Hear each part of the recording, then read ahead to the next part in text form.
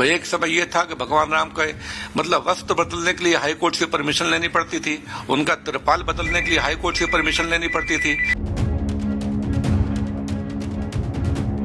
गया है, आप सब लोग देखें, पूरा देश देख रहा है, पूरा विश्व देख रहा है कि भगवान राम अपने इतने बड़े घर में विराजमान होने जा रहे हैं। तो तब में अपने बहुत जमीन आसमान का फर्क है।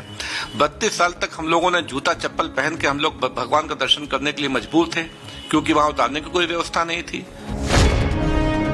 विरोधी जो इतराज जता रहे हैं या जो न आने की बात कर रहे हैं, वो अपने बारे में बात कर रहे हैं, उनके परिवार के लोग दर्शन करने आ रहे हैं। जैसे कल ही लोग आए थे यहाँ पर, कांग्रेस के तमाम लोग दर्शन करने आए थे यहाँ पर, वो झंडा लेके आए थे अपने साथ, तो उनका झंडा कल यहाँ फाड़ फोड़ के फेंक दिया गया उनको। आप दर्शन करने भगवान राम का आ रहे हैं कि राजनीति करने आ रहे हैं? मेरे ग्रैंडफादर वहां पर खड़े हो गए, उन्होंने कहा साहब 50,000 की भीड़ ने राम जन्मभूमि को चारों तरफ से घेर रखा है और भगवान राम प्रकट हो गए हैं, ये पूरे देश में हल्ला मच चुका है। यहाँ जनता बिल्कुल पागलों की तरह नाच गा रही है, वहां पर आक्रोशित है, क्योंकि उसको लग रहा है कि शासन प्रशासन के लोग मिलकर मूर्ति को हटाना चाह रहे हैं। ਤੁਸੀਂ ਵੇਖ ਰਹੇ ਹੋ ਜਗਬਾਣੀ ਟੀਵੀ ਤੇ ਮੈਂ ਹਾਂ ਦਿਲਸ਼ੇਰ। ਰਾਮਲੀਲਾ ਮੰਦਿਰ ਦੇ ਵਿੱਚ 22 ਜਨਵਰੀ ਨੂੰ ਮੂਰਤੀ ਦੀ ਪ੍ਰਾਣ ਪ੍ਰਤਿਸ਼ਠਾ ਹੋਣ ਜਾ ਰਹੀ ਹੈ, ਯਾਨੀ ਕਿ ਭਗਵਾਨ ਰਾਮ ਨੂੰ ਇੱਕ ਵਾਰ ਫਿਰ ਆਪਣਾ ਘਰ ਮਿਲਣ ਜਾ ਰਿਹਾ ਹੈ।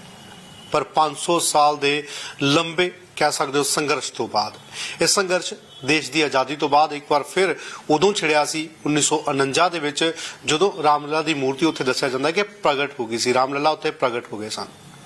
ਪਰ ਇਸ ਮੂਰਤੀ ਨੂੰ ਸਥਾਪਨਾ ਹੋਣ ਤੋਂ ਬਾਅਦ ਜੋ ਸੰਘਰਸ਼ ਇੱਕ ਪਰਿਵਾਰ ਨੂੰ ਸਹਿਣਾ ਪਿਆ, ਉਹ ਪਰਿਵਾਰ ਹੈ ਸਿੰਘ ਪਰਿਵਾਰ।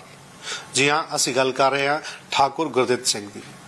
ਉਸ ਵੇਲੇ ਦੇ ਮੈਜਿਸਟ੍ਰੇਟ ਰਹੇ ਨੇ ਉਹ, ਉਹਨਾਂ ਦੇ ਵੱਲੋਂ ਮੂਰਤੀ ਜਦੋਂ ਉੱਥੇ ਪ੍ਰਗਟ ਹੁੰਦੀ ਹੈ, ਦੱਸੀ ਜਾਂਦੀ ਹੈ, ਤਾਂ ਉੱਥੇ ਇੱਕ ਆਰਡਰ ਪਾਸ ਕਰ ਦਿੱਤਾ ਜਾਂਦਾ ਹੈ ਕਿ ਉਸ ਨੂੰ ਕੁਰਕ ਕਰ ਲਿਆ ਜਾਵੇ, ਉਸ ਜ਼ਮੀਨ ਨੂੰ ਜੋ ਜਿੱਥੇ ਬਾਬਰੀ ਮਸਜਿਦ ਦਾ ਵਿਵਾਦਤ ਢਾਂਚਾ ਉਹ ਘੇਰ ਦਿੱਤਾ ਗਿਆ ਸੀ।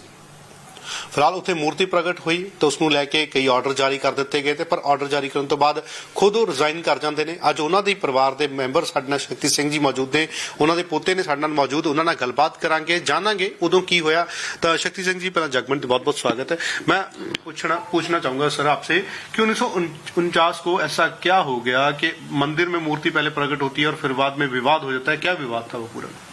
नहीं, विवाद देखिए, 500 साल लंबे राम जन्मभूमि के जो संघर्ष चला है, उसमें सबसे निर्णायक मोड़ जो आया है वो था 22 दिसंबर 1949 में, जब वहां भगवान राम की मूर्ति प्रकट हुई है। केंद्र और प्रदेश सरकार दोनों नहीं चाहते थे कि ये प्रकरण आगे तक चले, लेकिन कुछ इस तरह की परिस्थितियां पैदा हुई, यहाँ के अधिकारियों ने इस तरह के स्टेप लिए कुछ कि वो आज भी मूर्तियां विराजमान हैं और आज उस पर एक भव्य मंदिर बनने जा रहा है, जिससे पूरे देश को नाज है। 22-23 दिसंबर को जब भगवान राम प्रकट हुए तो हमारे बाबा उस समय यहाँ पे सिटी मजिस्ट्रेट थे, के नायर यहाँ पर डीएम थे। तो जिस दिन ये घटनाक्रम हुआ 22-23 की रात में, तो उसके बाद इसकी सूचना सबसे पहले अपने देश में नहीं हुई, बल्कि पाकिस्तान रेडियो ने 23 तारीख को सुबह 5 बजे के समाचार में ये बात प्रसारित की कि भारत में हमारे छोड़ी हुई इमारतें और हमारे छोड़े हुए धार्मिक स्थल जो हैं वो सुरक्षित नहीं है, उस पर बलात् आक्रमण करके कब्जा किया जा रहा है। उसी समय हमारे देश में करीब 50-60 मुसलमानों का एक डेलीगेशन नेहरू जी के पास गया और उन्होंने ये बात बताई कि साहब ये अयोध्या में कहां से मूर्ति प्रकट हो गई, और एक बहुत ही खतरनाक शुरुआत है, अगर ऐसा होगा तो पूरे देश में दंगे फैलेंगे। नेहरू जी ने तुरंत जो मुख्यमंत्री थे गोविंद बल्लभ पंत, उनसे कहा कि ये कहां से मूर्ति प्रकट हो गई, आप जाके तुरंत देखिए और मूर्ति को हटाने की व्यवस्था कीजिए। पंत जी ने यहाँ तार भेजा जिलाधिकारी को कि भाई मूर्ति कहां से आ गई, इसको हटाइए। तो उस समय चार्ज हमारे ग्रैंडफादर के पास था, उन्होंने जवाब दिया उस तार का कि भाई अयोध्या को अभी हम भगवान राम प्रकट हो गए हैं, ऐसा लोग बता रहे हैं, और हजारों लोगों ने पूरे मंदिर को चारों तरफ से घेर रखा है, और अभी हम लोगों की वहां जाने की स्थिति नहीं बन पा रही है, दंगा भड़क सकता है, थोड़ा समय दीजिए, हम आपके हिसाब से जैसा आप चाहते हैं हम करके आपको बताते हैं। 2 दिन उन्होंने इसी तरह उसको टाल दिया।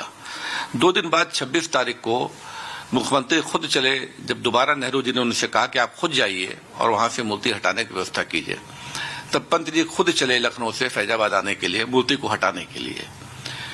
लेकिन यही बॉर्डर पे उनको, फैजाबाद के बॉर्डर पर ही उनको रोक लिया गया और मेरे ग्रैंडफादर वहां पर खड़े हो गए। उन्होंने कहा साहब 50,000 की भीड़ ने राम जन्मभूमि को चारों तरफ से घेर रखा है और भगवान राम प्रकट हो गए हैं, ये पूरे देश में हल्ला मच चुका है। यहाँ जनता बिल्कुल पागलों की तरह नाच गा रही है, वहां पर आक्रोशित है, क्योंकि उसको लग रहा है कि शासन प्रशासन के लोग मिलकर मूर्ति को हटाना चाह रहे हैं।